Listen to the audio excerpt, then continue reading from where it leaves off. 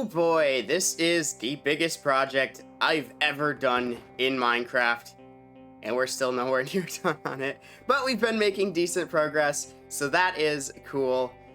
So this is the mini game I have been working on many long, late nights, and also days, and all the other times of day that exist. Yes. And one of the reasons for me taking so long to get any progress done on this game is because everything is a giant mess. So, like, if I go down here, this is my storage for this. It's just a complete mess of chests and shulkers and barrels. So, I need to move this into one location. And then that's not even the only place there's stuff. There's stuff over here. Ow. There's stuff over here. There's stuff up here. Yeah.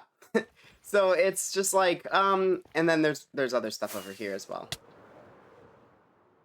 So, yeah, it's just a huge mess. And anytime I need anything, it's like, I don't know where that is. So, yeah. So what I want to do is we're going to build a storage system really quickly off camera, and just put it up here, because that'll help me a lot at making progress on this so I can actually find stuff.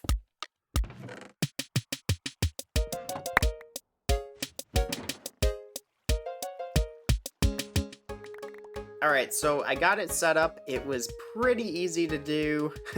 It took like 9 hours or something like that, something ridiculous to get everything sorted. But now that we do have everything sorted, it should greatly increase the convenience.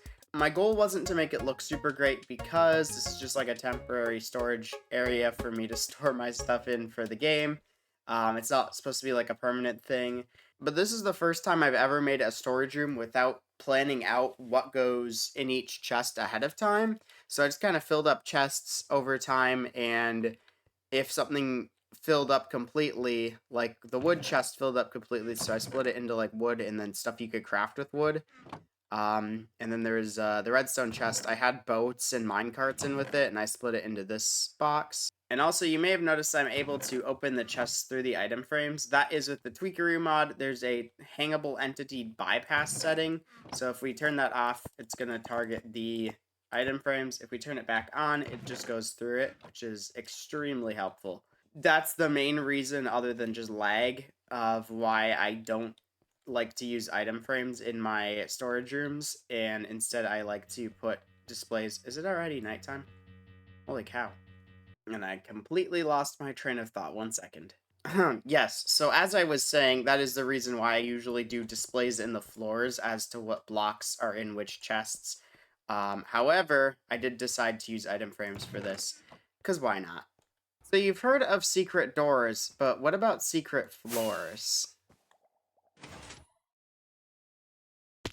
So this is an ice pathway that I built that goes all the way over to the game. It's really long, so I'm not going to show it all on camera. And also, I didn't finish the walls, or like most of it. I got the ice and the trapdoors in, and that's it the whole way. So yeah, but I will show you how to... This is also a really quick way to travel, by the way, especially if you have speed 2. Although it takes 4 golden carrots to get there. But I could show you how the redstone works, and I'm going to end up using up all my rockets on this, aren't I? So the way this works is, as you probably guessed, there is a calibrated sculk sensor down here set to 15 via a redstone block, and that will detect entities dying, and fireworks count as entities. So to detect the firework burning out, which then, because it's a player spawned firework, it will send it up to this shrieker right here, which, if we do this, we can see its state will change to true, its shrieking state. And when that happens, it triggers a sticky piston via an observer, giving it a 1-tick pulse, which causes it to pull its block back, open up the hole, and then after 6 seconds, the shrieker will turn back to its original state, and it will close up the hole.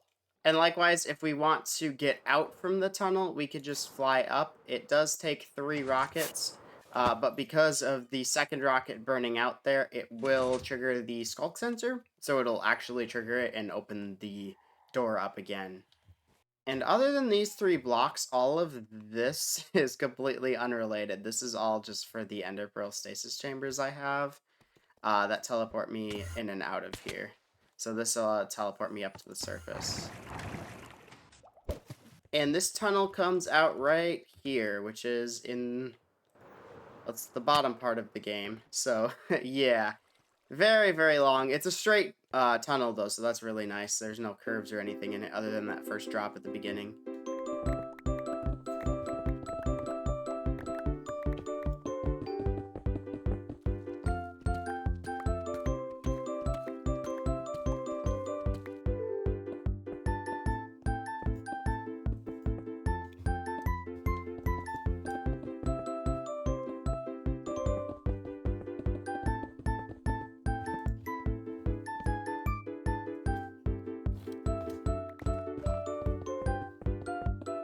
That was weird.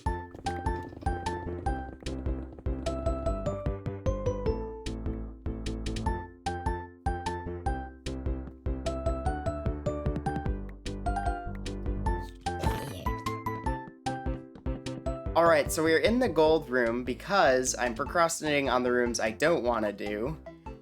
So I think I like the yellow concrete better than the terracotta with this palette here. So like the jungle fades into the bee nest, and then the bee nest can fade into the yellow concrete. It definitely matches better than the yellow terracotta, in my opinion. I'm just afraid the yellow concrete will be too bright, but maybe if the light of the room is dim, like it already is kind of, it won't be a problem, because this is already higher up and the lights are down on the floor. And then we'll probably have one in the middle just so that the top of this is lit.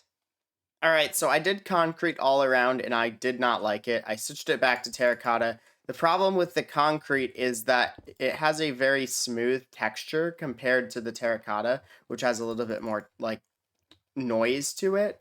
And concrete does not really look good with the planks because the planks are very noisy compared to the concrete, which has a very smooth texture. So if we were using like stone or other blocks that had very smooth textures, it might look good. However, with wood, it just doesn't really work.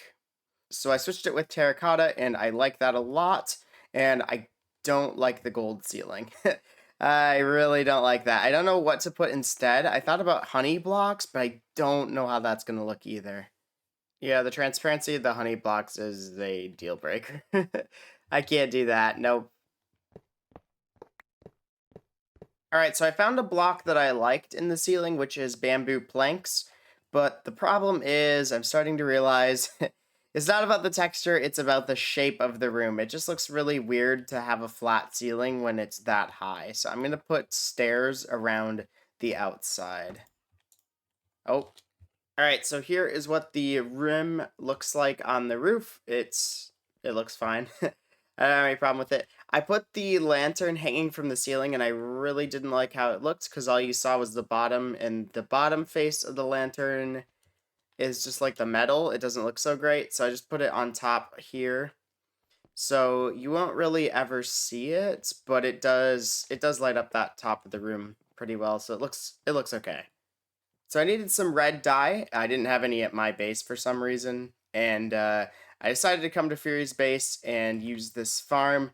This is a farm I made a couple episodes back for Fury for the 2 tall flowers, and he's okay with me using it as long as he doesn't find out. So I think it was this one is the red dye, or the red flowers. Yes, okay. I'll just let it go for a while and make a stack.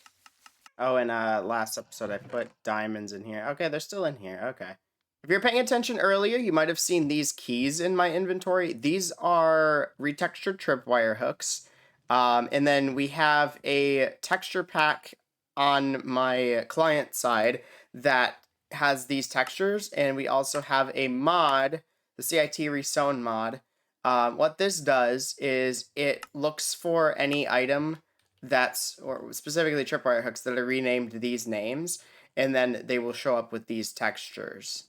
So you'll find these keys throughout the maze, and then depending on which sounds you're hearing, if you hear like this sound, for example, that means you have to look for the amethyst key.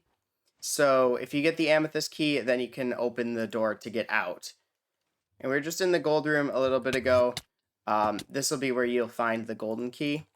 So instead of like getting in here via the golden key, you'll have to get out with it, but only sometimes. So you'll have to get the key from the correct place, basically. And if you don't have the texture pack and or the mod, they will show up as just regular tripwire hooks. There's two ways to tell these apart, though. For one, you can just look at the tooltips, and the other way is, well, if you're in the golden room, as OSR would say, boy howdy, it better be the golden key that you get. And this is all on the vanilla server that we're able to accomplish this. This is all just client-side retexturing being done here, and I'm pretty happy to do this just to add a little bit more variety to my game, so that way these won't all show up identical for the player. But I think some people on the server might not be too keen on using custom textures like this. So this will be a completely optional thing for anyone that wants to use it. So from digging out the game area, I got a lot of copper, and since 1.21 is out now, we're still on 1.20.4, but we're going to be updating within the next week. So I'm going to set up a shop really quickly here just for copper and tuff, and then maybe I'll repurpose it into some of the stuff you can get from the trial chambers after that comes out. But I broke like 2 blocks and immediately found out, oh, we didn't fill in our area. I guess this is a pretty big area to fill in, eh? Alright, so let's see the prices. We have 1 diamond for 32 blocks of copper, which is better than the other copper shop on the server, which sells it for 16. 1 diamond for 16, and tuff we have 1 diamond for a stack, which I think is pretty good because you actually have to mine it in the world. You can't just farm it in any way, and no one else sells it on the server, so I think it's a good price. So I finally finished one of the rooms I was procrastinating on, which is the prison. The library was the other one that I'm procrastinating with, but I think we are finally going to get it done now. This is like the last room I have left to build, so let's go ahead and get to work on this. The thing I noticed about the rooms that I was waiting on is that they're both multi-layered rooms, so maybe that provides some kind of like extra difficulty for me. Who knows? But yeah, this has been one of the first rooms I started building, and it's the last one being finished. I do have the like starting room, like not even part of the actual game, but like the outside room. That one also needs to be finished, but I'm waiting on that one because I'm not sure how I want to do it quite yet. So yeah. Also, if there's a little bit more background noise, it's because it is my fan. It is 34 degrees outside, so it's very, very hot. In fact, part of my state actually has an excessive heat warning, and fortunately I don't have any warnings or anything in my location, but it's not far from me where they do have one, so yeah. Alright, we are about to place our final block here. Oh, this is gonna feel so good once this is done. We gotta get rid of this torch down here. There we go. There we go. Now the spiders can't get to me. Let's hope I have enough jungle planks. Nope.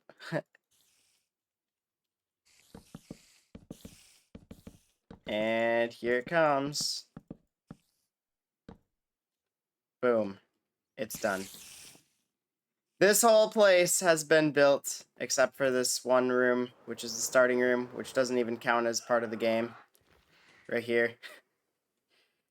It's done. It's all done. And now we get to do the fun part, the redstone. I've been looking forward to this for a long time. And I'm so happy that it's finally time to do the redstone. So we've got 3 electrical rooms throughout the maze here. One of them is here. Basically, if all 3 of these are on, this will allow you to have like quote-unquote higher visibility. In other words, the wardens won't be near you and you won't be getting the darkness effect constantly. So yeah, you want these on at all times to have your best visibility. And also, the entity, or whatever you want to call it, can shut these off. It's going to be pretty rare, but it can happen. That's why it makes a sound when it gets triggered, so that if that does happen, you know approximately where it is if suddenly you have the darkness effect. If you are on this side, and the other one of the ones over there goes off, you might not hear it, but you can at least clue in where they are. So that hooks up to up here where we are missing copper bulbs because they're not out yet. We're going to put them up here, and that is on the server. They're out for most people. They're just not. We just haven't updated yet.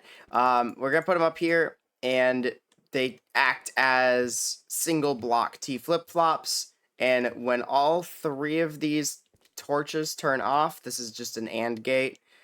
This will shut off this redstone line, which will then make the wardens go far enough away. I don't know if I'll make them go down or up or what, but far enough away that they won't be giving the player darkness. And I'm not sure how many wardens we need. I saw that it was 40 block distance. So I don't know if that's like a box or if it's like a radius thing, like it's like a sphere or a cylinder. I don't know. So might need to do some testing with that in a creative world. I gotta say, it does look pretty weird from up here to see all these rooms, from the outside. And the reason for that is you're looking at a bunch of buildings that you're not supposed to see from the outside. They're designed and decorated on the inside and not on the outside. So that's why it looks like this, and you're not going to be seeing this from the point of view of the game, like when you're actually playing the game. So it just looks really weird right now. It's going to look even crazier once we get all the redstone in here. We already have a couple of the redstone lines. As you can see, there's one running over there, and then there's another one running over here, which are the things that connect over to the electrical rooms. That's one of the electrical rooms there, and that is part of another electrical room over there. Oh, and it's night. I set this thing up. Oh, is it night or is it raining? It's night. Okay. I set a note block up, in case you're wondering. I set a note block up to go off at night. So if someone else is on the server, then I can sleep for them. But if not, then it just kind of annoys me. And then it's like, oh, well, I gotta sleep to shut off the note block, you know? But I also have to say the uncanny valley effect of seeing all these rooms from the outside definitely fades over time, because like I don't really even notice it anymore. When I was building it at first and I was like making a lot of progress at once, I was like, wow, this is really weird looking from the outside. But now it's just like, oh yeah, I'm used to seeing this. It's just the way it is. So the next thing I want to do is set up the key sounds that you'll hear to indicate whether you need to get the gold key or the amethyst key or the emerald key. I want to set those sounds up first. So according to the wiki, note blocks can be heard from 48 blocks away. So we have a sphere centered around this note block here, using the mini HUD mod. If I go ahead and do one of these, we can hear it from here for sure. This is interesting because we're using one of the mob head note blocks, so I do want to test that. So I tried that, and immediately the nighttime alarm started going off, so let's try this again. If we go over here, we can still hear it here. This is probably about 32 blocks away. If we go to here, I'm not hearing it, but I wouldn't be surprised if it's playing. Oh yeah, it's playing. Yeah, but it cuts off right about here. So that's pretty much what you'd expect. Now, I'm curious whether it's like a cylinder or if it's a sphere. So in theory, if we walk this way, we should start hearing it. Yep, okay, so it's definitely at least a disc shape, but the question is whether it's a sphere or not. It doesn't really matter. a ton because it's like 1 or 2 blocks difference, whether it's a cylinder or not. Oh my goodness, it's loud. So yeah. The other thing is, since we're using a glow squid head, glow squids spawn in here. And when you're near over like there, you can hear them. So when you're playing this, you're gonna need to friendly creatures off, or else it's gonna mislead you, or not, because a mechanic that I'll explain later on. But yeah. All right, so I built a little system here. I'm really excited about this. This is really fun because it's random. So basically, what happens is, let's say we have the amethyst key we need to find. So it's going to want to trigger this one. Well, there's going to be a chance, a 60% chance, that whenever this is triggered, and I guess that was the 40%. Oh, come on. Wait, actually? I must have done something wrong, right? There's no way. There we go. Okay, wow. That was really unlucky. Holy cow. Okay. So, yeah, so there's a 60% chance that this triggers. I don't know how it failed so many times in a row there. That was insane. So yeah. So basically, this will probably be on a timer. And just every so often, it will attempt to play the sound. And if it's the amethyst key, there's a 60% chance it succeeds, which is why it's going through this way. So it goes through this block here. But let's say it's not the amethyst key.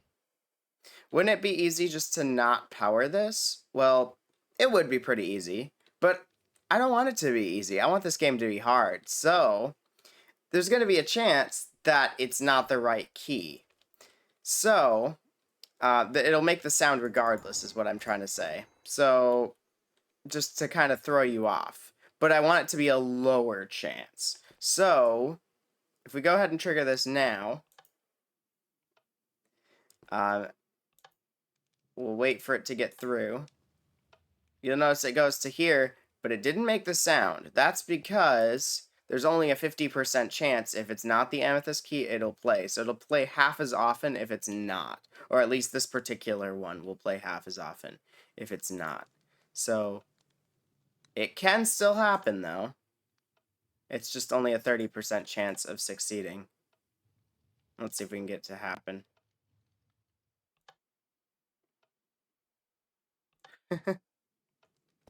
Wow, I'm getting really unlucky. It should be like 1 in 3. Oh, come on. Is it broken? It can't be broken, right? There's no way. Yeah, I did redstone badly. This is, do you see the problem here? This is 1, 2, 3, 4. It only gives off a signal strength of 3. Whoopsie. I think what we need to do is replace that with a target block, and then it should work just fine. Alright, so now, if it's the item that does stack, it'll go 1, and it won't power the note block on either side, because it won't have enough strength to get there. If it's the item that doesn't stack, then it'll be 1, 2, 3, and it'll go into the note block. And if it's on this side, it'll go 1, 2. It's 3, but 2 is good enough, and it'll go into the note block and power it. So let's try this out. It should be like 1 in 3. And we got it first try. Okay. Just to make sure it's actually working properly. We'll do it a couple more times. Yep, so seems pretty random. It's been 1 in 6, which is kind of unlikely. There it goes. Okay, so it's a little bit less common than I expected. Well, I guess it's just the randomness of it. It should be about 30%, which is close to 1 in 3. So in order to celebrate getting the entire build of the game done, I am going to be putting some experience nuggets, which can be used to purchase in-game buffs around Blossom Hills and around other parts of the server as well. I'm going to put 100 down. For some reason these don't stack, and I don't know why. These only have 1 tag, and this one has 2. I have no idea why, so don't complain if you find 2 separate ones that don't stack. I copied it like, I copied the name in the anvil and pasted it in the anvil. So, like, there should be no reason why they don't stack. The only thing I can think of is these, this one is from 1.20.1, and these ones are from 1.20.4. So that's the only reason I can think they don't stack. Because we've had other issues like pillager banners don't stack between versions and stuff like that. So I'm going to go ahead and put them around some places around Blossom Hills.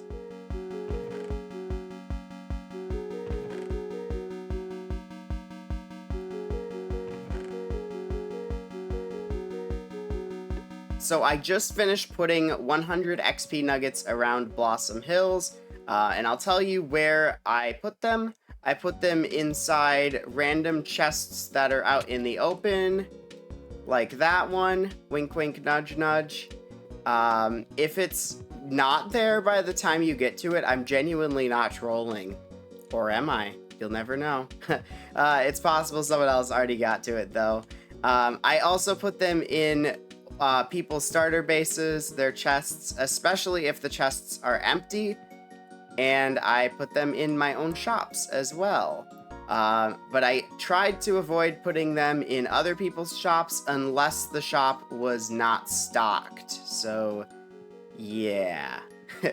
And there was one more thing I had to do before I called it.